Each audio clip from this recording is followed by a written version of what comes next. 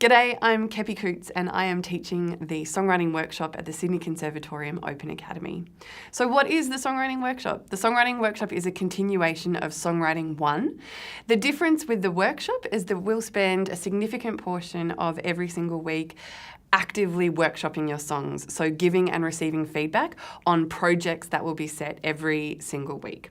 So that's the key difference. The other difference is we'll work on more advanced concepts in lyric, melody and harmony that build upon the diatonic chord theory and some of the non-diatonic theory that we worked on in Songwriting 1. So that's what the workshop is.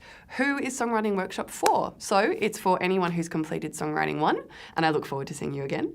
And it's also for anyone who has a background in songwriting. So I would say having in maybe between 10 and 20 songs would prepare you for this class, and also having a solid grasp of diatonic chord theory at the very least.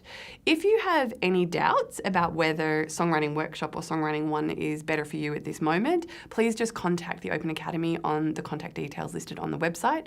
Otherwise, I hope to see you soon.